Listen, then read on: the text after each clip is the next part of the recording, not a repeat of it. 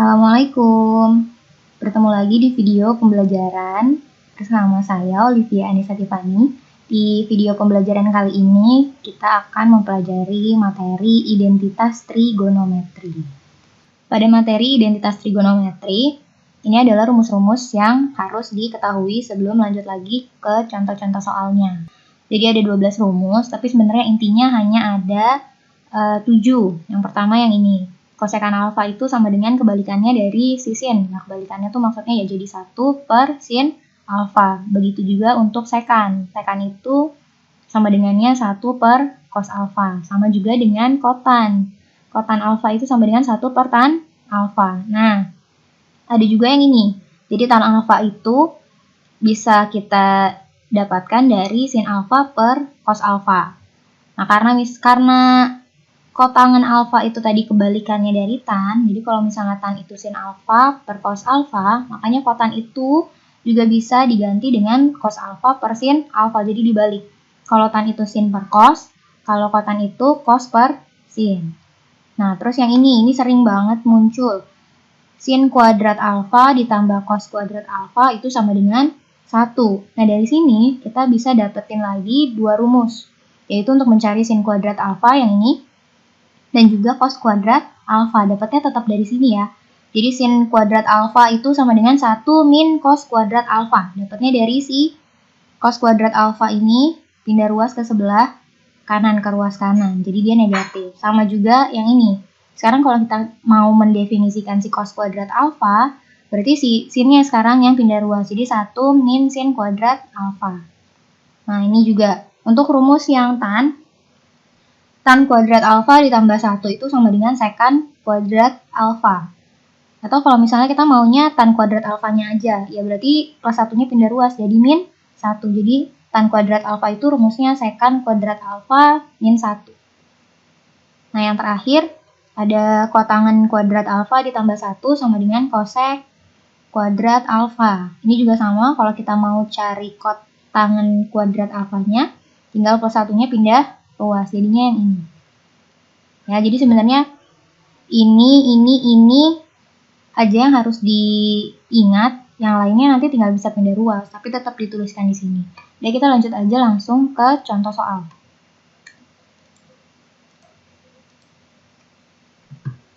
Nah, ini contoh soal 1. Jadi soal-soal identitas trigonometri itu ada 2 bentuk. Yang satu adalah pembuktian, yang satunya lagi nanti bentuk sederhana. Yang pertama dulu ya, yang sering banget keluar itu adalah materi tentang pembuktian rumus identitas trigonometri. Dan perlu diketahui untuk materi ini nggak ada cara yang mutlak ya, jadi nanti bisa banyak cara untuk ngejawab si satu soal, bisa beda-beda caranya. Tapi yang di sini hanya dikasih tahu satu aja ya. Nah, ini contohnya, buktikanlah kotangan kuadrat alfa ditambah 1 sama dengan kosekan kuadrat alfa. Ini tadi kalau misalnya kalian ingat, ini rumusnya tadi yang ada di depan nih, yang tadi dikasih. Tapi sekarang minta dibuktikan.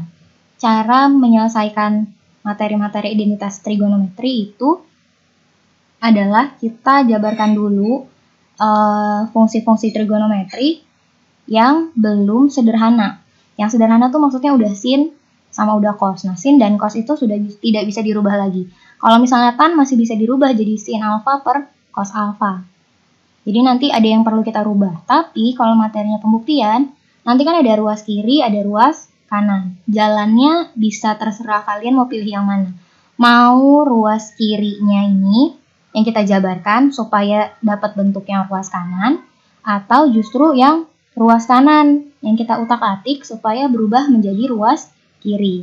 Nah, yang paling gampang itu kita mau nentuin yang mana sebenarnya kan bebas, tapi yang paling gampang itu kita pilih yang belum sederhana atau yang kelihatannya paling ribet. Nah, kalau misalnya dari bentuk yang ini, kayaknya kelihatannya yang ini ya, si kotangan kuadrat alfa plus 1 nih, yang belum sederhana. Kalau ini kan kayak udah sederhana. Jadi kita rubahnya yang kelihatan lebih ribet aja. Nah, jadi kita mau ngerubah ruas kiri jadi ruas kanan.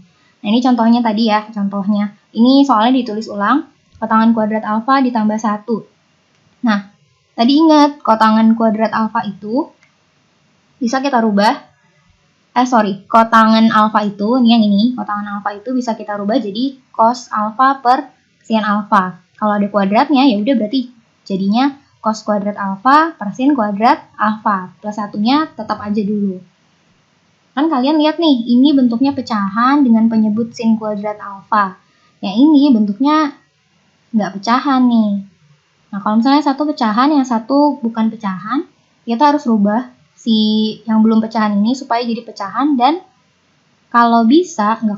dan harus penyebutnya sama. Jadi caranya gampang, caranya gini aja. Kalau kita punya penyebutnya itu sin kuadrat alfa, ya berarti kita tinggal kaliin sama si sin kuadrat alfa per sin kuadrat alfa yang ini. Ya, jadi kita kalinya jangan cuma yang bawah doang, tapi yang atas juga. Karena kalau sin kuadrat alfa per sin kuadrat alfa, itu kan hasilnya 1, nggak merubah bentuk soal. Jadi kita ngikutin yang bawahnya ya. Dan nih, dikali sin kuadrat alfa per sin kuadrat alfa.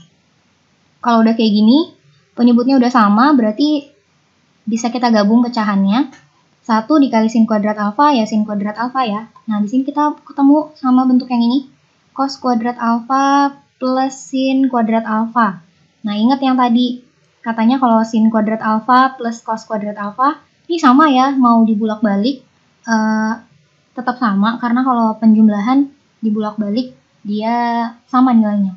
Nah, berarti bisa kita rubah jadi 1. Jadi kita rubah nih, dia jadi 1. Yang bawah, karena yang bawah itu udah bentuk sin, udah nggak bisa dirubah jadi apa-apa lagi kan ya. Jadi udah stop aja dulu, dia tetap sin kuadrat alfa. Nah, tadi udah kita rubah jadi 1, berarti jadi 1 per sin kuadrat alfa. Nah, ini udah bentuk yang ini belum? Belum kan? Harus kita rubah dulu. Nah, cara rubahnya berarti kita pakai rumus yang tadi lagi. Ada yang ketinggalan ya tadi, harusnya rumusnya di sini. Tadi kita tahu 1 per sin alfa itu kosekan alfa. Berarti kalau misalnya kita punya 1 per sin kuadrat alfa, ya jawabannya kosekan kuadrat alfa. Jadi terbukti kalau misalnya ruas kiri sama dengan ruas kanan. Gitu ya. Nah, untuk soal yang ini bisa jadi nanti caranya ada yang beda. Dan kalau caranya beda pun nggak masalah. Yang penting dia pakai rumusnya benar. Dan nanti hasilnya harusnya, yang namanya pembuktian harusnya terbukti. Jadi kalau misalnya tidak terbukti, ya berarti ada yang salah. Atau belum selesai mungkin. Kita lanjut lagi ya. Dah, ini contoh soal pembuktian yang kedua. Kalau dilihat bentuknya dua-duanya sama-sama ribet ya. Nah, jadi terserah maunya yang mana. Tapi kalau di sini yang dirubah adalah ruas kiri dirubah lagi jadi ruas kanan. Dah, berarti kalau kayak gitu kita pakai yang 1 min sin alfa per cos alfa. Kalau kalian lihat di sini nih, ini kan sebelah kanannya, ruas kanannya maunya ada cosnya ya. Kalau dia mau ada cosnya, si sin alfa ini bisa kita rubah jadi cos nggak? Nggak bisa kan ya? Karena dia nggak bisa, berarti kita kaliin aja sama cos alfa per cos alfa. Biar nanti pembilangnya nih, biar yang atas muncul si cos. Kan tadinya nggak ada ya. Jadi biar muncul si cos, jadi dikali. Nah, kalau dikali, ini kan kalau dikali nih, jadinya cos alfa kuadrat nih. Dia jadi cos kuadrat. Cos kuadrat alfa. Nah, yang atas didiemin aja dulu. Dia jadinya cuma dipakein kurung tanda kalau misalnya itu dikali. Ingat nggak tadi cos kuadrat alfa ada rumusnya? Rumusnya itu apa? Ini ada ya di sini ya. Nah, ini rumusnya. Katanya jadi 1 min sin kuadrat alfa. Jadi dirubah jadi 1 min sin kuadrat alfa. Nah, si 1 min sin kuadrat alfa ini bisa kita rubah juga pakai rumus yang ini. Tuh. Katanya kalau misalnya kita punya A kuadrat min B kuadrat itu sama dengan A plus B dikali A min B. Ini jadi kita anggap si 1 itu sebagai A, si sin alfa itu sebagai B. Berarti yang di atas tetap nih nggak usah dirubah karena bentuknya udah sin dan cos. Nah, yang bawah harus kita jabarin dulu. Berarti ada yang A ditambah B, ada yang A dikurang B. Berarti 1 min sin alfa dikali sama 1 plus sin alfa. Nah, kalau bentuknya udah kayak gini, kalian bisa lihat ada yang bisa dicoret, yaitu 1 min sin alfa per 1 min sin alfa. Ini kita coret. Nah, kalau dicoret, Berarti sisanya tinggal cos alfa per sin. Sorry. Kalau dicoret hasilnya jadi cos alfa per 1 plus sin alfa. Nah, berarti ini sudah terbukti. Lanjut lagi. Nah, ini juga. Jadi kalau misalnya yang tadi bentuknya pecahan, tapi masih sederhana. Nah, ini udah mulai banyak nih pecahannya. Dan ini kelihatan jelas kita ngerjainnya dari sebelah mana dulu. Jelas banget ya, kita ngerjainnya dari ruas kiri dulu. Terus kita jadiin ke ruas kanan. Karena ruas kanannya udah sederhana banget. Tuh, cuma jadi 2 sekan alfa. Dah, kita lihat nih. Ini bentuknya pecahan. Pecahannya kalau kita lihat, kalau kita mau ngerjain pecahan, kita paling penting itu lihatnya si penyebutnya. Yang satu cos alfa, yang satu plus sin alfa. Kira-kira ini bentuknya udah sama atau belum? Belum kan? Karena belum, jadi kita nggak bisa tambah ini. Kita nggak bisa ngegabung si pecahan ini jadi satu kesatuan. Gimana caranya supaya bisa gabung? Ya berarti tinggal kali silang yang bawah saling dikali. Nah, ini kayak tadi juga karena cos alfa dan sin alfa udah sederhana. Jadi dibiarin aja, nggak perlu dihitung, tapi ditandain pakai tanda kurung, tanda kalau dikali. Terus yang ini dikali silang, cos alfa kali cos alfa, jadinya cos kuadrat alfa. 1 plus sin alfa dikali lagi sama 1 plus sin alfa, ya jadinya sama juga. 1 plus sin alfa kuadrat. Ini ya. Ini kan? Lanjutin lagi. Kita punya 1 plus sin alfa kuadrat. Ini kan bentuknya masih ada kuadrat nih. Kalau misalnya masih ada kuadrat, berarti harus kita jabarin dulu. Jabarinnya kalau mau langsung, bisa pakai rumus yang ini. Jadi si 1 itu sebagai A, si sin alfa itu sebagai B. Kita bisa masukin ke sini. Atau kalau misalnya mau agak repot dikit, berarti dijadiin 2 kurung gitu ya, terus nanti langsung dikali pakai perkalian skema atau perkalian pelangi. Nanti dapat hasilnya kayak gini. 1 plus 2 sin alfa ditambah sin kuadrat alfa. Nih, dapatnya yang ini ya. Yang ini. Nah, kalau yang cos kuadrat alfa kan dapatnya dari atas ini. Nah, yang di bawah nggak diapa-apain karena udah sederhana. Dah, kalau kita lihat lagi di bentuk yang ini ada sin kuadrat alfa ditambah cos kuadrat alfa. Ingat juga tadi sin kuadrat alfa ditambah cos kuadrat alfa sama dengan 1. Berarti yang ini. Nih. Kita ubah jadi 1. Tuh. Yang lain tetap ya. 1 plus 2 sin alfanya tetap. Si sin kuadrat alfa plus cos kuadrat alfanya jadi 1. Kalau kita lihat lagi, yang atas masih bisa ditambah nih. 1 ditambah 1. Jadinya 2. Jadi kita punya 2 plus 2 sin alfa. Nah, kalau misalnya kita punya penjumlahan atau pengurangan, terus di kedua suku ini ada yang sama, kita bisa keluarin. Kalau kalian lihat yang ini ada 2, yang ini juga ada 2 kan? Jadi kita keluarin dulu gini maksudnya. Ini kan ada yang sama nih, ada si 2 sama si 2. Berarti 2-nya keluar. Ini kan? Terus pakein kurung. Nah, kalau udah, kita balik lagi ke yang tadi, terus kita bagi. 2 dibagi 2 berapa? 1, gitu kan ya. Nah, 2 sin alfa dibagi 2. Ya kan berarti 2-nya dicoret nih kan. Jadinya sin alfa. Tapi tadi positif tandanya ikutin. Plus sin alfa. Gitu ya. Nah, jadi yang inilah pokoknya. Nah, yang ini. Berantakan. Dah. Kalau udah, kelihatan lagi dia yang bisa dicoret. Jadi kita tinggal coret aja sih 1 plus sin alfanya. Coret. Jadi 2 per cos alfa, gitu kan? Nah, tapi yang diminta bukan 2 per cos alfa.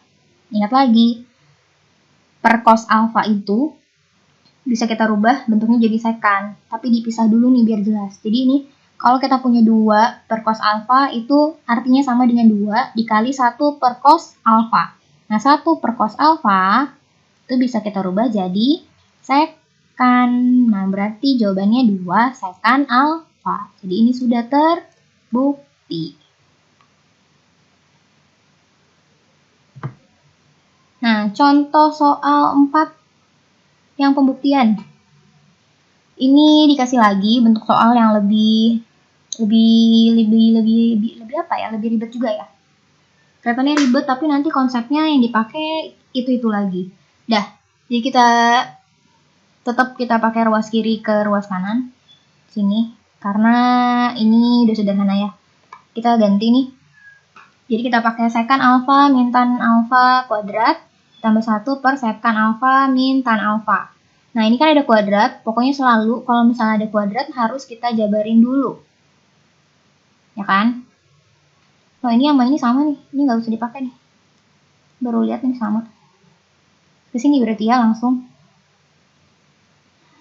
Kita jabarin, caranya udah persis sama yang tadi, yang sebelumnya. Yang pakai A plus B kuadrat sama dengan A kuadrat plus 2AB plus B kuadrat. Pakai yang itu ya. Atau dijabarin jadi 2.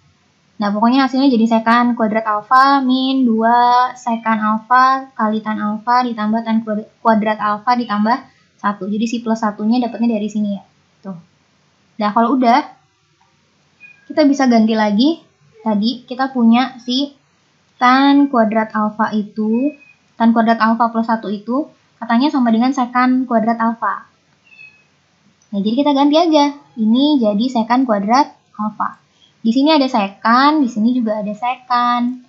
Sama-sama kuadrat, berarti kita bisa jumlahkan. Ini kan kalau nggak depannya ini 1, yang ini juga 1. Berarti 1 dikali 1, kali 1. 1 ditambah 1 jadinya 2. Makanya di sini jadinya 2 nih ya. 2. Tuh. Dan yang bawah, ini dari tadi nggak diomongin yang bawah. Penyebutnya nggak usah diapa-apain dulu. Karena yang atasnya belum sederhana, kita belum tahu jalannya bakalan kayak gimana. Jadi kita diamin aja dulu. Nah, ini udah dapat ya, 2 sekan kuadrat alfa min 2 sekan alfa kali tan alfa. Persis juga kayak tadi. Kalau kita punya, ini nggak double lagi, sorry ya. Nah, kalau misalnya kita punya 2 suku dan ada yang sama, kita harus keluarin. Ini sama-sama ada 2. Berarti kita keluarin 2. Lihat lagi, ini sama di sini sama-sama punya sekan alfa. Di sini punya 2, di sini punya 1. Kita ambil yang kecil aja berarti. Kita punyanya berarti yang dikeluarin 1. Sekan alfa. Itu ya. Nah, terus buka kurung. Nah, caranya baru. 2 sekan alfa, 2 sekan kuadrat alfa dibagi 2 sekan alfa. 2 sama 2 habis. Sekan kuadrat alfa dibagi sekan alfa, dicoret kan ininya. Jadi 1. Nah, jadi dia masih ada sekannya, tapi cuma 1. Cuma 1 doang pangkatnya, nggak ada. Nggak ada kuadrat lagi. Jadi tulisannya sekan alfa. Nah, sekarang yang ini tandanya min ya, ngikutin. Ini min ya, berarti tandanya juga min. 2 sekan alfanya keluar, berarti ini kan udah nggak ada nih 2 sekan alfanya. Berarti sisanya tan alfa. Nah, jadi tan alfa. Nah, ternyata setelah kita sederhanakan bentuk yang atas, hasilnya ada yang bisa lagi dicoret. Ya udah, berarti tinggal kita coret. Oh, udah deh. Jadi hasilnya 2 sekan alfa terbukti. Nah, kalau diperhatiin dari sebelum-sebelumnya caranya selalu kayak gitu ya. Kita ubah dulu sebagaimana kita bisa ubah sampai bentuk yang sederhana. Nanti baru kelihatan nih endingnya harusnya ada yang bisa dicoret atau ada yang bisa disederhanakan. Dan harus terbukti ya, jangan lupa.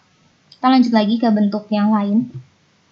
Nah, ini contoh soal kelima. Jadi soal identitas trigonometri selain pembuktian, juga ada soal-soal yang meminta kita untuk merubah soal-soal ini menjadi bentuk yang paling sederhana. Nah, contohnya yang ini. Bentuk sederhana dari tan alfa plus kotangan alfa per sekan alfa adalah, nah yang perlu kita ketahui bentuk sederhana itu kayak apa. Bentuk sederhana itu hanya satu suku dan gak pecahan. Jadi kalau misalnya masih pecahan, sebisa mungkin kita rubah bentuknya jangan jadi bentuk pecahan. Dan kalau bisa, rubahnya dalam bentuk sin atau cos. Tapi kalau misalnya nanti sin sama cosnya di bawah, penyebut, berarti kan dia harus dirubah supaya nggak jadi penyebut ya. Nah, nanti boleh deh pakainya bukan sin atau bukan cos. Kayak contoh yang ini. Nah, kita lihat nih. Kita punya tan alfa plus kotangan alfa per sekan alfa. Yang bisa dirubah siapa? Semuanya bisa dirubah ya. Tan alfa ada rumusnya, kotan alfa juga ada, sekan alfa juga ada. Jadi bisa diganti semuanya, kita ganti. Tan alfa kita ganti jadi sin alfa per cos alfa. Lihat di rumus yang di depan. Kotangan alfa juga bisa kita ganti jadi cos alfa per sin alfa. Sekan alfa bisa kita rubah jadi 1 per cos alfa. Nah, bentuknya kayak gini kan. Jadi perannya ada banyak. Yang atas, kalau kita lihat yang atas ini nggak bisa kita sederhanain langsung. Karena penyebutnya belum sama, yang satu cos alfa, yang satu sin alfa. Berarti harus kita apain? Harus kita kali silang. Yang bawah saling dikali, yang ini naik ke atas, yang ini juga ke atas. Dikali ya. Berarti cos alfa kali sin alfa jadinya cos alfa per sin alfa. Sin alfa dikali sin alfa jadi sin kuadrat alfa. Cos alfa dikali cos alfa juga cos kuadrat alfa. Bentuknya kayak gini. Yang bawah udah sederhana. Gak usah diapa-apain dulu. Dah. Kalau udah, ini bentuknya kayaknya pusing karena pecahannya ada banyak. Jadi yang ini,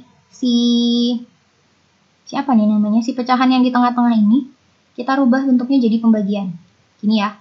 Jadi kelihatan yang atas dibagi sama yang bawah. Itu ya. Ini cuma dirubah bentuknya doang tapi belum diapa-apain. Jadi kita lanjut lagi ke sini. Sin kuadrat alfa ditambah cos kuadrat alfa berubah jadi 1 kan. Yang bawahnya tetap cos alfa kali sin alfa.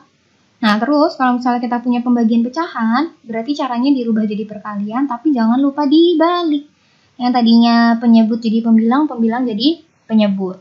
Jadi tukeran lah di atas sama bawahnya. Udah kan nih? Kalau bentuknya perkalian, terus yang di atas sama yang di bawah ada yang bisa dicoret, ya kita coret. 1 sama 1, ya 1 nggak perlu dicoret kali ya. 1 kan nggak penting nih kalau ada di bawah. Jadi 1 ini nggak usah pakai. Yang ini nggak usah dicoret, nanti kalau dicoret malah jadi salah, ntar dianggapnya udah nggak ada pecahan. Masih ya. Nah, ini cos alfa sama cos alfanya dicoret. Berarti jadinya sisanya 1 per sin alfa. 1 per sin alfa. Bentuknya udah sederhana atau belum? Belum, karena ini bentuknya pecahan. Kita menghindari bentuk pecahan. Karena dianggap belum sederhana. Kita rubah lagi. 1 per sin alfa itu sama dengan kosek alfa. Ya udah, berarti jawaban paling sederhananya adalah kosekan alfa. Selesai. Berarti cukup sekian materi dari video pembelajaran kali ini. Wassalamualaikum warahmatullahi wabarakatuh.